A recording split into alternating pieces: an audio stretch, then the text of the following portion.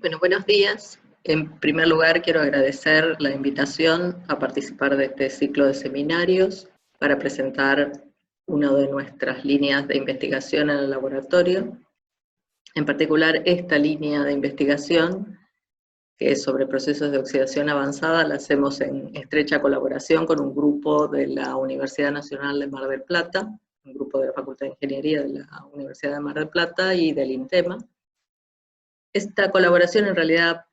comenzó hace muchos años, comenzó con la tesis de la doctora María Alejandra Ayude, que dirigimos con la doctora Patricia Aure, y el tema particular de procesos de oxidación avanzada comenzó con la tesis de Lucila Doumic, que dirigimos con Alejandra. De paso, quiero recordar a la doctora Patricia Aure, una excelente investigadora y una excelente persona sobre todo, que lamentablemente nos dejó muy pronto, porque falleció el año pasado, no llegó a ver la nueva normalidad, digamos, ni siquiera las nuevas instalaciones del INTEMA, que están quedando muy lindas por lo que me cuentan. Y el tema es en particular un proceso continuo de tipo Fenton heterogéneo, con un paso siguiente de cavitación hidrodinámica orientado a la remoción de colorantes. En el trabajo han participado varios estudiantes de grado y de posgrado, estudiantes de licenciatura en química, con becas de estímulo en la Universidad de Buenos Aires, estudiantes de ingeniería química, con becas de iniciación a investigación en la Universidad de Mar del Plata. Antes de empezar específicamente con la presentación, quería comentarles muy rápidamente qué hacemos en el laboratorio. El laboratorio se llama de Reactores y Sistemas para la Industria, y está en el Departamento de Industrias de la Facultad de Ciencias Exactas y Naturales de la Universidad de Buenos Aires, y lo que hacemos fundamentalmente es estudiar reactores multifásicos, que como su nombre lo indica, son reactores en los cuales hay presencia de más de una fase. Pueden ser gas líquido, gas sólido, líquido sólido, trifásicos. Y si hay presencia de sólidos, los sólidos pueden estar en reposo, constituyendo lo que se llama un lecho fijo, o pueden estar en movimiento, en ese caso son lechos fluidizados, o lechos agitados en suspensión. Estudiamos fundamentalmente características desde un punto de vista de investigación básica, o sea, fluidodinámica, transporte, en escala tanto laboratorio como piloto. Las cosas que hacemos en escala piloto las hacemos en colaboración generalmente con un grupo de la Comisión de Energía Atómica, del Centro Atómico Constituyente, porque hacemos tomografía de reactores. Y también hacemos investigación aplicada, orientada a procesos, en general procesos sustentables, porque son orientados a la valorización de residuos, y empleando generalmente tecnologías limpias. Y también hacemos investigación orientada al tratamiento de fluentes, ya sea agrícolas o industriales. Es en este tema, referido al tratamiento de fluentes industriales, que voy a presentar ahora este trabajo, digamos. Normalmente este tipo de fluentes pueden ser tratados por métodos convencionales, que pueden ser físicos, biológicos o químicos, pero muchas veces hay inconvenientes. En el caso de los físicos, lo más común es que no se elimine totalmente el contaminante, sino que se traslade a otra fase y después hay que disponer de otra fase. En ocasiones los biológicos no son aplicables porque los contaminantes son muy tóxicos, o directamente son biocidas, o sea, no son soportados por los microorganismos. Y en el caso de los químicos muchas veces requieren condiciones muy severas de operación. Es en este campo que aparecen los procesos de oxidación avanzada, que claramente son procesos químicos, pero son procesos químicos que se pueden llevar a cabo a temperaturas y presiones muy moderadas, generalmente temperatura ambiente y presiones, presión ambiente y temperaturas menores que 100 grados. Los procesos de oxidación avanzada, por lo tanto, son muy importantes para reducir el impacto de contaminantes orgánicos que sean refractarios y biocidas.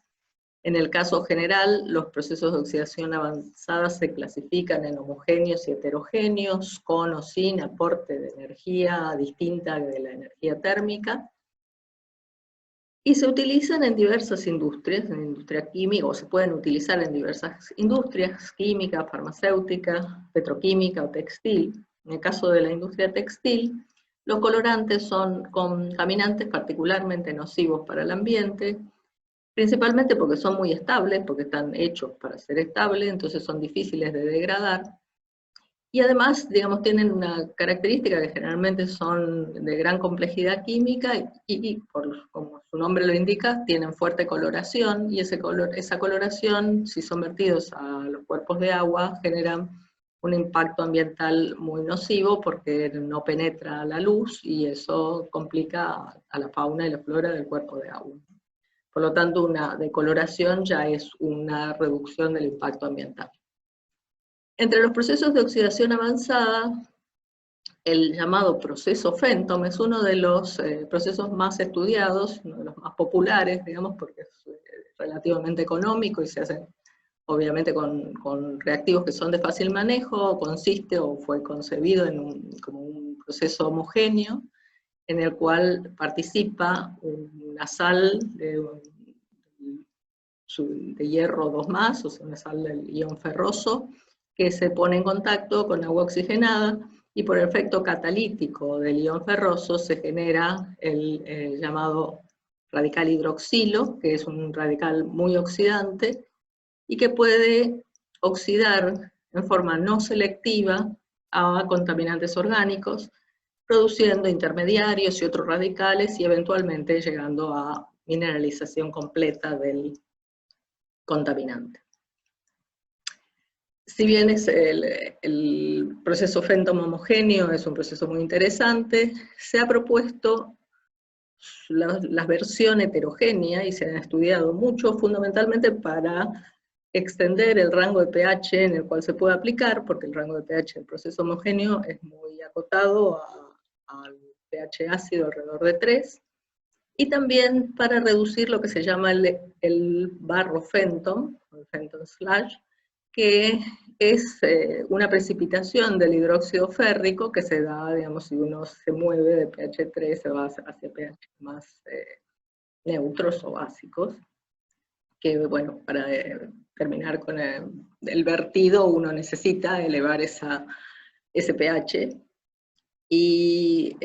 claramente como uno tiene que agregar hierro en el caso de un proceso homogéneo, y lo va agregando continuamente porque se va perdiendo, ese hierro queda en la solución y precipita.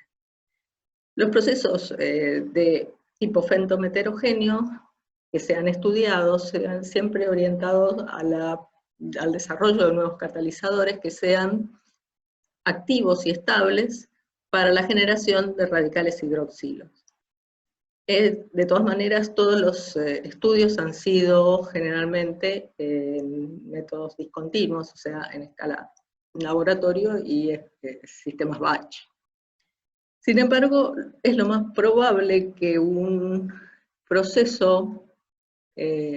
para tratamiento de efluentes, que generalmente son grandes volúmenes, sea un proceso continuo, requiere un proceso continuo. Pero los estudios en procesos continuos son muy acotados, muy limitados, debe haber 1 de cada 10, a pesar de que los estudios en sistemas continuos pueden dar una información relevante sobre el escalado y son excelentes para determinar si un catalizador es estable o no, porque con un único ensayo llevado a cabo durante un tiempo suficientemente largo, uno puede determinar la estabilidad del catalizador. Por último, el desarrollo de catalizadores comercialmente convenientes en realidad para procesos tipo Fenton heterogéneos continuos es todavía un desafío, sobre todo por el leaching de hierro, por la pérdida de hierro, porque el hierro es bastante poco, o sea, se queda bastante en el soporte, bastante poco en el soporte, se va perdiendo, sobre todo porque uno trabaja con pHs ácidos. Por otra parte, en general es muy difícil la mineralización completa, pero de todas maneras la oxidación parcial de compuestos que son muy reactivos, muy refractarios y muy biocidas puede llevar a intermediarios que sean biodegradables y eso poder alimentarse a un proceso de tratamiento biológico posterior. Por último, la llamada cavitación hidrodinámica, que es la última etapa que estudiamos en este proceso, es un proceso de oxidación avanzada en sí misma, o también es un método de intensificación de otros procesos de oxidación avanzada, en lo que se llaman procesos híbridos, que son combinaciones de distintos procesos de oxidación avanzada. También se puede ver como un método indirecto de entregar energía. ¿Qué es la cavitación hidrodinámica? La cavitación hidrodinámica se produce cuando uno tiene un líquido circulando por una cañería y genera una perturbación, por ejemplo, un angostamiento de la sección muy violenta. Al angostarse la sección, la velocidad de este fluido sube fuertemente. Eso ocurre, digamos, por la ecuación de continuidad, velocidad por sección es una constante para un líquido incompresible, y al aumentar tanto la velocidad, o por el balance de momento, disminuye la presión. Esa presión disminuye y puede disminuir tanto para ciertas, digamos, geometrías y ciertas velocidades, que la presión cae por debajo de la presión de vapor. Eso genera burbujas en este angostamiento, después del angostamiento, y esas burbujas después continúan en el seno del fluido, y cuando la presión vuelve a subir, esa presión es suficientemente grande que hace que las burbujas imploten. Al ocurrir esa implosión, aumenta localmente mucho la temperatura, incluso la presión, y eso conduce a la generación de radicales, sin agregado de ningún oxidante, ¿no? Generación de radicales por el mismo fluido. Y también puede conducir eventualmente a degradación térmica, es decir, pirólisis, si hay un contaminante próximo al lugar donde ocurre la implosión. Esta cavitación se puede lograr tanto con dispositivos tipo Venturi, que pueden tener sección circular, o pueden tener sección rectangular, o puede lograrse también con placas orificios con distinto tipo de perforaciones. También se puede lograr con un cambio brusco de dirección en la circulación del fluido, se llaman cavitadores tipo vórtice o tipo vórtex, en el cual también generamos una depresión muy fuerte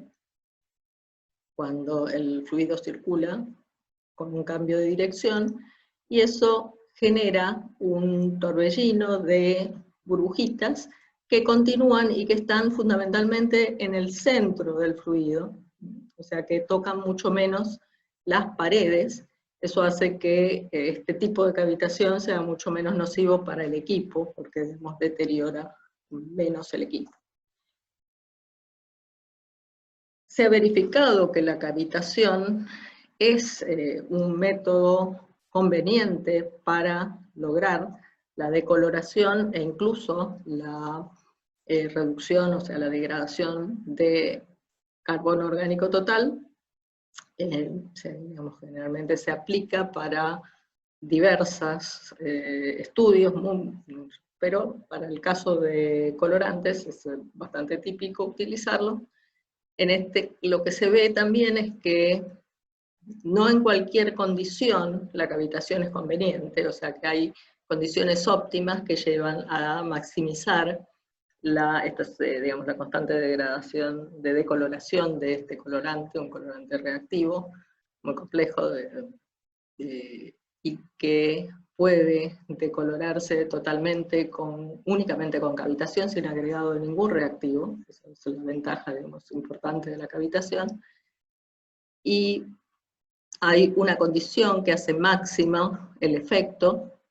que no es precisamente la condición que lleva a máximo número de burbujas, porque cuando el número de burbujas es demasiado elevado, ya el contacto con el contaminante es un poco más pobre. Entonces, digamos, siempre se encuentra una condición óptima, digamos, que es en la que conviene trabajar. Además, porque si uno eleva más la presión, está gastando más energía, porque está generando un delta P más grande. Lo que se ve además es que, si bien esto es muy conveniente, porque uno no agrega ningún tipo de reactivo, se ve que si uno agrega agua oxigenada, la cavitación promueve la generación de radicales hidroxilos en forma notable, y eso eleva muchísimo la degradación de los contaminantes del medio. Este uso de cavitación hidrodinámica en combinación con otros procesos de oxidación avanzada viene siendo cada vez más estudiado. Esto es un review del 2018 y, como ven, ha aumentado continuamente el número, sigue aumentando, digamos, el número de publicaciones relacionadas con este tema. Y fundamentalmente, si bien estas son todas las ventajas, son numerosas las ventajas de usar cavitación hidrodinámica, las dos más importantes son el bajo costo de operación e instalación de este equipo, y principalmente la facilidad de escalado. O sea, la cavitación hidrodinámica es similar a lo que se obtiene con el ultrasonido, pero el ultrasonido es muy difícil de escalar. O sea, es muy conveniente la escala laboratorio, pero es difícil de llevarlo a una escala piloto, sobre todo a una escala comercial de grandes volúmenes. Mientras que este método es relativamente sencillo. O sea, en general, un sistema de cavitación hidrodinámica lo único que necesita es un tanque de almacenamiento, una bomba suficientemente potente, y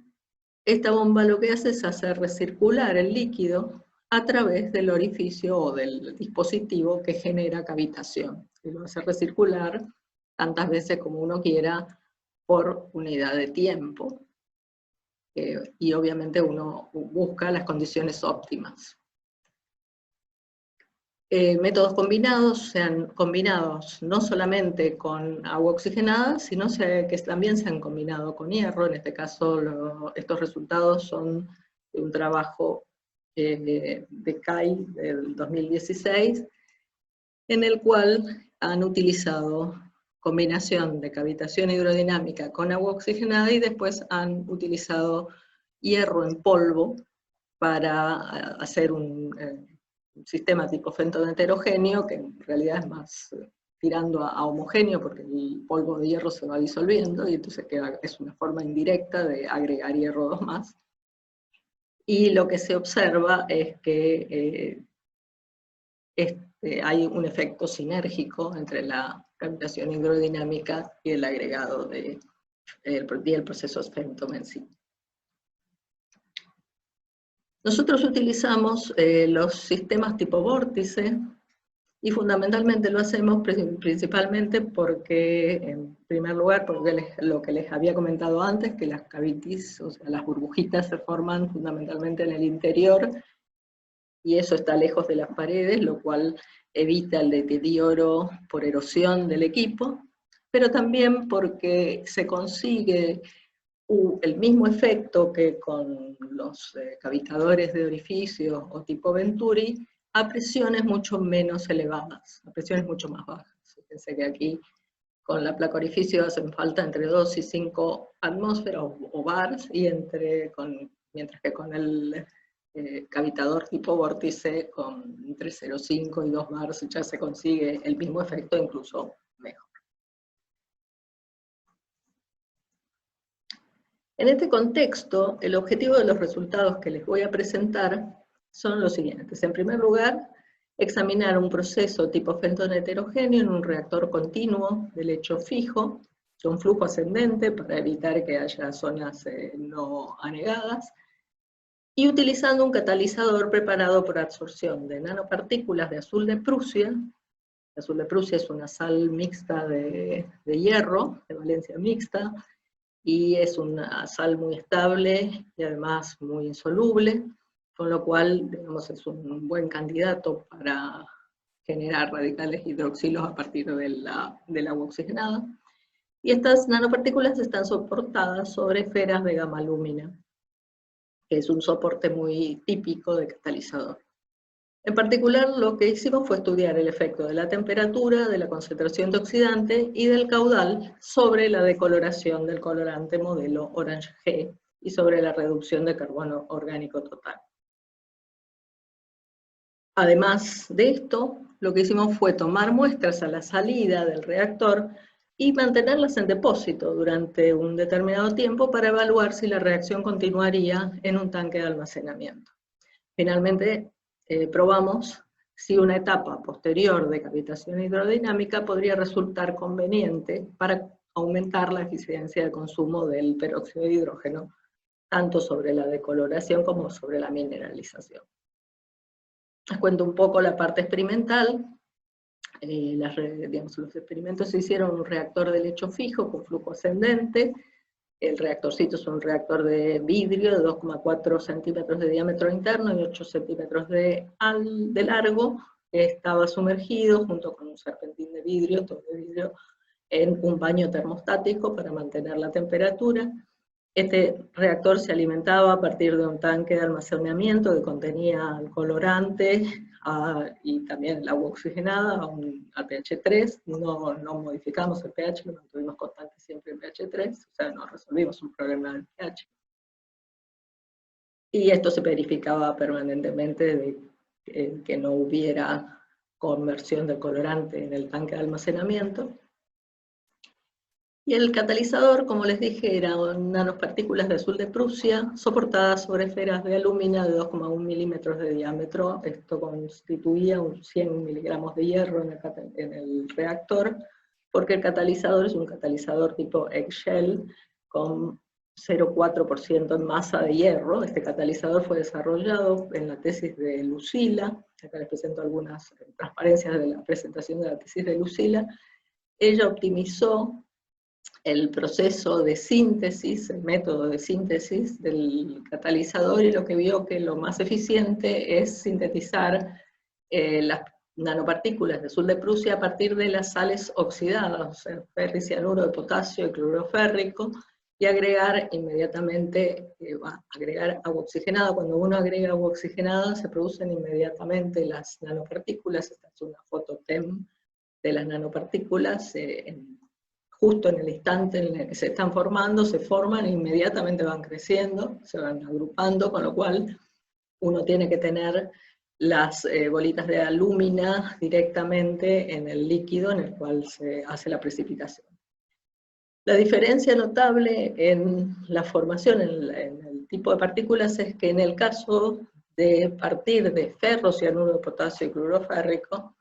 se genera fundamentalmente lo que se llama el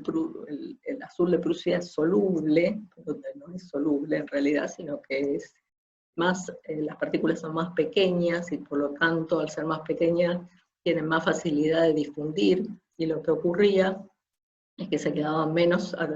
pegadas en el soporte, y había difusión de las partículas tanto hacia el interior del soporte como hacia la solución. Entonces la solución quedaba medio celestita. Cuando terminaban los estudios de Lucila, fueron trabajos en batch, en sistemas de laboratorio, mientras que si hacía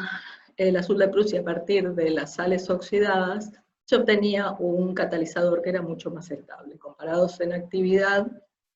para decoloración son igualmente activos. Para mineralización es un poquito más activo el catalizador del azul de Prusia soluble, pero no sabemos si eso no es porque, digamos, hay prioridad de azul de Prusia hacia la solución, y obviamente igual va a durar menos que el otro, no es conveniente. En realidad, para cualquier proceso heterogéneo es mucho más importante, o es tan importante, la estabilidad como la actividad del catalizador. En este caso, Lucila probó la estabilidad, hizo 13 ciclos de 5 horas, y lo que se ve es que se mantiene la actividad para la decoloración, se mantiene la actividad para la degradación, baja apenas un poquito la actividad para la descomposición del agua oxigenada. Además, midiendo la cantidad de hierro drenado de este catalizador, lo que se observa es que al inicio, o sea, cuando el catalizador es fresco, hay una cierta pérdida que puede llegar a considerarse importante si bien es baja, digamos es menos de 1 miligramo por litro, eso va disminuyendo a medida que se va utilizando el catalizador, con lo cual perdió un 20% de hierro en los primeros 13 ciclos, son 13 ciclos de 5 horas, o sea que son como 70 horas de operación. Esto se espera que, digamos, dure más en los siguientes ciclos a futuro, lo cual es bastante estable. Y por último estudiamos condiciones de operación, que eran dos temperaturas, la temperatura 70 y 80 grados centígrados. Eso parece a temperaturas altas, pero en realidad en la industria textil uno trabaja con temperaturas más altas para la tinción, con lo cual el efluente está a temperatura alta. Y variamos tanto la concentración de oxidante, utilizamos una concentración que sería la estequiométricamente requerida para mineralizar completamente el colorante, una subestequiométrica que era la mitad y una supraestequiométrica que era el doble. Y variamos el caudal entre 4 y 35 mililitros por minuto, que corresponde a tiempos de residencia entre 0.4 y 4 minutos. En una operación continua uno no trabaja con tiempo, sino que trabaja con tiempo espacial, que es el volumen de líquido en el reactor dividido por el caudal volumétrico que circula. Además de tomar muestras a la salida para verificar si habíamos alcanzado estado estacionario, como les conté antes, se guardaron muestras que se expusieron a la luz o se guardaron en la oscuridad, en heladera, para ver si continuaba la reacción en el depósito. Alternativamente, lo que se hizo fue almacenar el líquido de salida en un tanque y exponerlo a cavitación hidrodinámica, utilizando un dispositivo tipo vórtice, con una velocidad de recirculación que implicaba 45 pasos por hora, y lo cavitamos durante 40 a 80 minutos. Finalmente decidimos, ¿por qué no poner los dos sistemas en serie y ver qué pasa en forma continua si uno agrega acá un determinado caudal de la solución del contaminante, ver qué ocurre a la salida de estos dos sistemas en serie. Les muestro ahora entonces algunos resultados. Lo primero que hicimos fue, digamos, medir el espectro de la corriente de entrada y de salida del reactor de lecho fijo. Lo que se observa es que ya a los 20 minutos se alcanza una determinada conversión, y esa conversión se mantiene constante por 1 a 2 horas. Todas las corridas se llevaban en realidad alrededor de 1 a 2 horas. Y también se mantiene constante la concentración de oxidante, o sea que se alcanza un estado estacionario y estable durante bastante tiempo. También se midió la concentración de oxígeno en la salida y se ve que siempre la solución sale sobresaturada en oxígeno. Si comparamos las conversiones obtenidas para distintas concentraciones de oxidante, distintos caudales volumétricos, caudales molares acá de oxidante, y para distintas temperaturas, lo que se observa es que hay una fuerte influencia tanto de la concentración de oxidante como del caudal, como de la temperatura sobre la decoloración. De hecho, si uno aumenta la temperatura en 10 grados, se obtiene decoloración total para un tiempo de residencia de 4 minutos en el reactor, prácticamente para cualquiera de las concentraciones utilizadas, tanto la subestequiométrica como la sobreestequiométrica. Y este aumento de 10 grados hace que la eficiencia del consumo de oxidante, evaluada como los gramos de colorante descolorado dividido por los gramos de oxidante alimentado, aumente en proporciones muy grandes, aumente hasta un 300%, porque aumenta principalmente la decoloración, mucho más de lo que aumenta la descomposición del agua oxigenada. Si representamos 1 menos la conversión, que es C sobre C0, en función del tiempo de residencia, que es la forma típica de representarlo para los modelos de reactores tubulares, se observa, digamos, que hay un efecto notable de la temperatura y que ese efecto es fundamentalmente importante a bajas concentraciones y que va disminuyendo con la concentración. Si medimos el carbono orgánico total, lo que se observa es que a 343 Kelvin, o sea, 70 grados, fue despreciable la conversión de carbono orgánico total, pero a 80 grados ya fue importante, significativa, digamos, si uno trabaja con una concentración subestequiométrica, fue de un 5%, con un tiempo de residencia un poquito menor a medio minuto, y llegó a un 20% con un tiempo de residencia de 4 minutos, y con la concentración sobre estequiométrica, o sea, el doble de la estequiométrica, partíamos de un 20% de conversión de TOC a menos de 0,5 minutos, y eso subía con el tiempo de residencia hasta 2 minutos. Después bajó. Eso implica que hay un cierto efecto fluidodinámico, en este caso, en el cual, digamos, el tiempo de residencia al ser más alto es porque el caudal que usamos es mucho más bajo,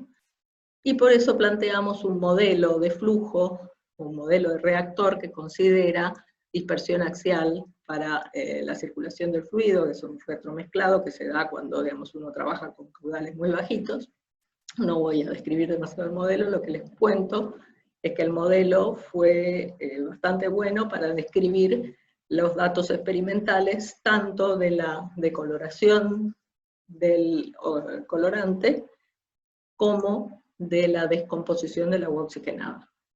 Y lo que se ve acá notablemente en la descomposición del agua oxigenada es el efecto particular de la temperatura,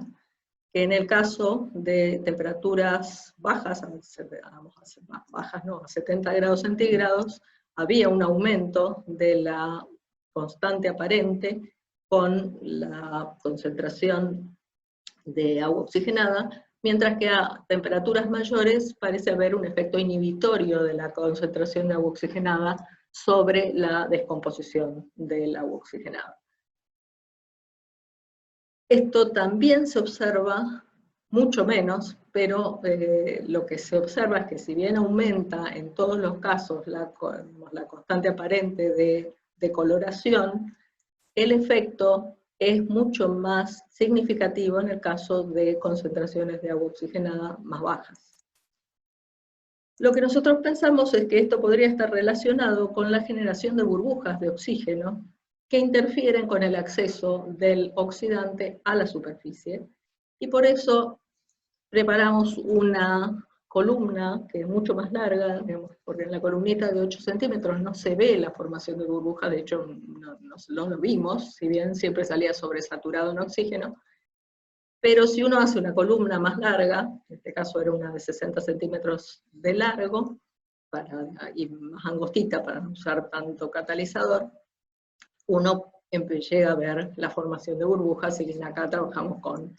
esto fue un ensayo preliminar, y trabajamos con concentraciones de agua oxigenada mucho más altas, pero ven cómo ocurre la formación de burbujas, es micro burbujitas que se van acumulando, se va formando una burbuja más grande, y eventualmente esa burbuja se pierde con un caudal suficientemente grande de líquido. Nosotros tenemos caudales de líquidos muy bajitos. Por lo cual, esto es muy probable que afecte, y es un factor a considerar que no lo hemos tenido en cuenta en el modelo que planteamos. Con respecto al leaching de hierro,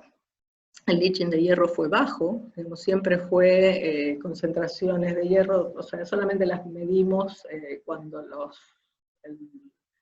el catalizador era fresco, o sea, en el primer ensayo que hacíamos,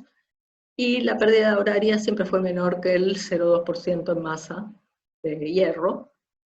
lo que daría un tiempo de uso de mínimo 500 horas, y se supone que eso va a ir disminuyendo a medida que se va poniendo. De hecho, no cambiamos nunca el catalizador, prácticamente, o hicimos somos 2 veces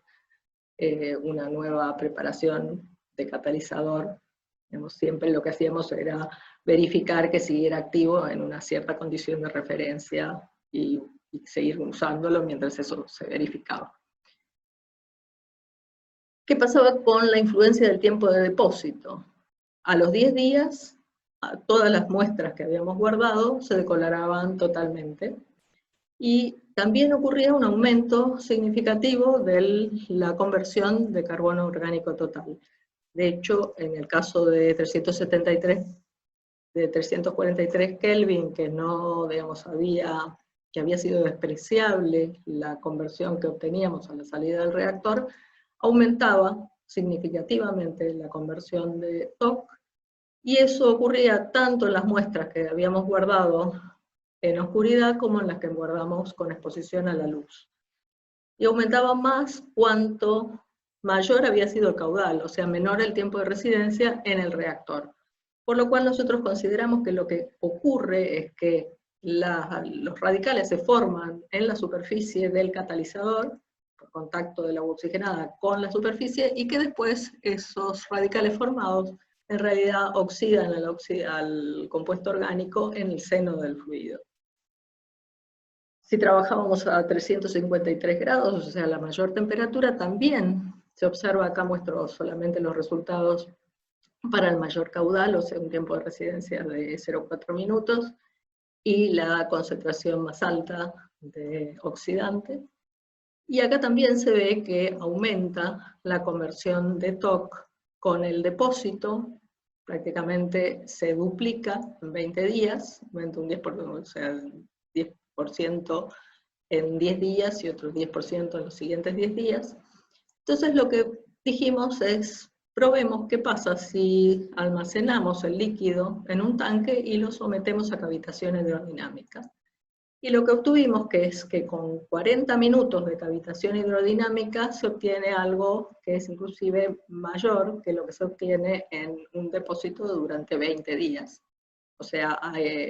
más que se duplica la conversión obtenida al pasar por el reactor. Si seguimos otros 40 minutos, aumenta incluso un poquito más, pero bueno, el aumento siguiente es medio marginal. Y la otra cosa, bueno, si se compara con cavitación hidrodinámica sola, o sea, cavitación hidrodinámica de este líquido de acá, digamos, con agregado de agua oxigenada, este líquido original, lo que se obtiene es una conversión que es un poquito mayor de la que se obtiene en el reactor con un tiempo de residencia de 0,4 minutos. Esto cavitando durante una hora. Y el otro resultado interesante es que si se estudian los ácidos carboxílicos de cadena corta que se están formando por un método que es de HPLC de exclusión, que tienen, digamos, puesto a punto las chicas en Mar del Plata, lo que se obtiene, o lo que se ve, es que se están formando notablemente una cantidad de ácido oxálico, se están formando varios ácidos de cadena corta, pero en este caso se ve ácido oxálico, y que la cantidad que se forma representaría un 70% o casi un 70% del TOC remanente. Si tenemos ahora los dos sistemas en operación continua, dispuestos en serie, con un tiempo de residencia de 0,4 minutos en el reactor de lecho fijo, y de 230 minutos en el reactor de cavitación, eso es por el volumen del reactor de cavitación, que no lo modificamos, lo que obtuvimos es esto, que luego de un tiempo de residencia, es decir, 230 minutos, 230,04, 230,4 minutos, ya llegábamos a decoloración completa, y esa decoloración completa proseguía por varias horas. Esto fue un experimento que llevó más o menos 7 horas, y que la conversión de TOC aumentaba de 5%, que es lo que se obtiene a la salida del reactor de lecho fijo, a un 20%, o sea, subía 4 veces por efecto de la cavitación.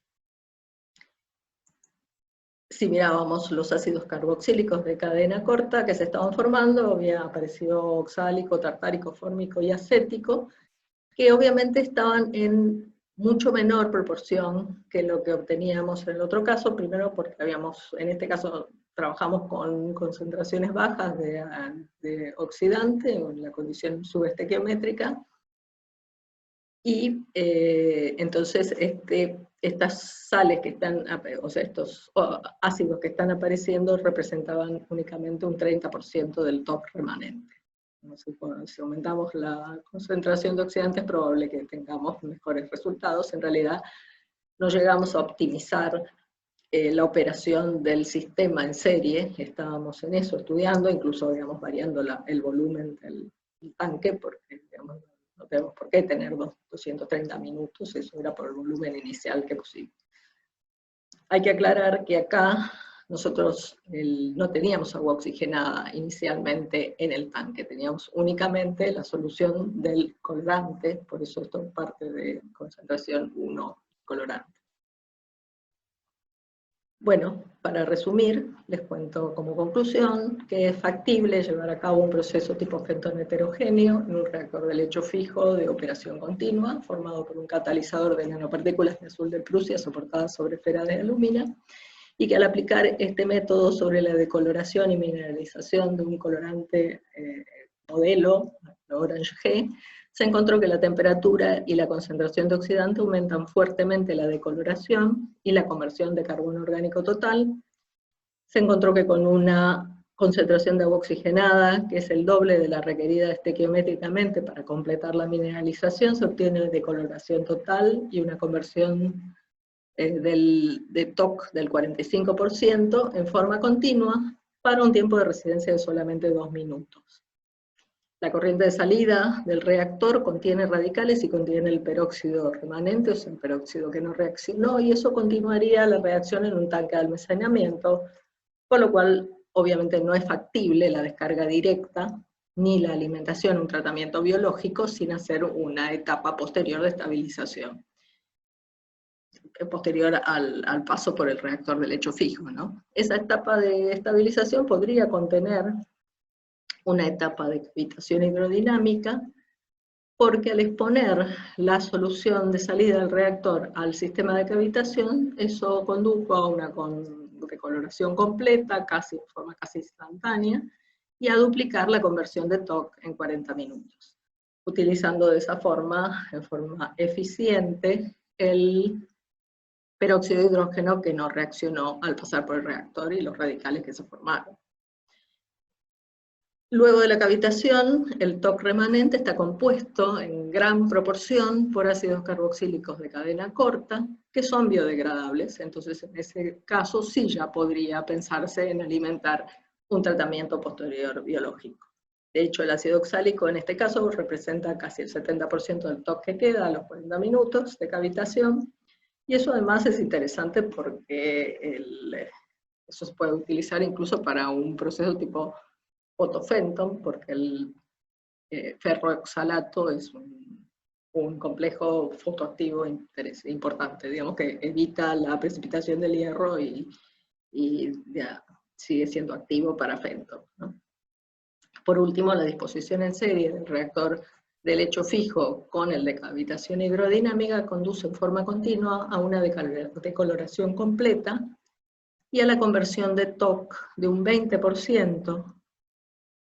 empleando una concentración de peróxido de hidrógeno que en este caso es la mitad de la requerida para la mineralización completa. Es decir, es un efecto sinérgico importante porque aumenta 4 veces la conversión de TOC obtenida en el reactor de lecho fijo en operación continua. Bueno, muchas gracias. Quedo a disposición para preguntas.